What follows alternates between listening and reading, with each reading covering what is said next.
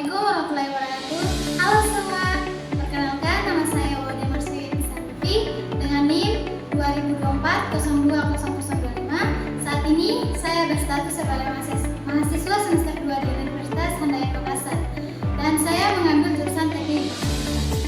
Nah, di sini saya akan sedikit menjelaskan mengenai mata kuliah kewarganegaraan untuk memenuhi tugas yang diberikan oleh dosen pengampu saya. Mohon izin Bapak Muhammad Farul Razi, SHI, MH SHI, MH. Oke, baik, kita akan lanjut ke tema pembahasan yaitu wawasan Nusantara sebagai geopolitik Indonesia. Simak video yang selanjutnya ya. Bye-bye.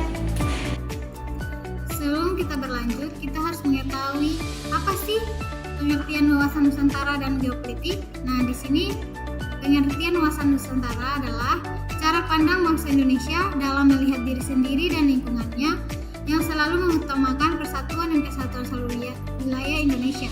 Artinya, kita harus selalu bangga walaupun berasal dari suku-suku yang berbeda. Dan juga pengertian geopolitik. Geopolitik adalah cara sebuah negara mengatur strategi politiknya dengan memperhatikan kondisi geografis. Misalnya, Indonesia sebagai negara kepulauan tentu punya strategi khusus untuk menjaga perbatasan laut dan daratnya agar tetap aman dan tidak direbut oleh negara lain. Kita masuk ke sifat dan ciri-ciri wawasan Nusantara, yang dimana ciri-cirinya terdapat yang pertama integralistis, dinamis, realistis, dan universal. Yang dimana integralistik adalah menyatukan semua wilayah Indonesia jadi satu kesatuan. Contohnya, walaupun Papua dan Aceh jauh, tapi mereka tetap bagian dari Indonesia. Yang kedua, ciri dinamis. Dinamis itu bisa menunjukkan diri dengan perubahan zaman. Misalnya saat pandemi, banyak kebijakan nasional yang menyesuaikan keadaan. Yang ketiga, realistis. Realistis itu adalah berdasarkan kenyataan, bukan mimpi atau angan-angan.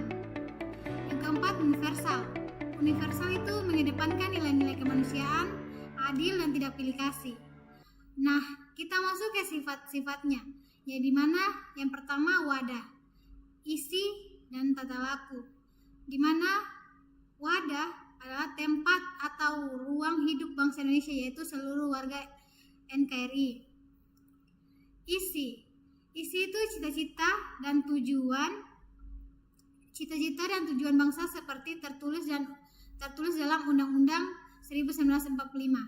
Dan tata laku adalah sikap dan tindakan masyarakat Indonesia yang mencerminkan cinta tanah air dan semangat gotong royong. Oke, kita masuk ke zona ekonomi eksklusif atau Z. Z adalah wilayah laut sejauh 200 mil dari pantai, di mana Indonesia punya hak penuh untuk mengambil kekayaan alamnya. Misalnya, kapal ikan asin yang menangkap ikan di wilayah Natuna bisa diusir karena itu bagian dari Z Indonesia. Z ini sangat penting karena banyak ikan, minyak, dan kekayaan lain yang bisa dimanfaatkan untuk kesejahteraan rakyat.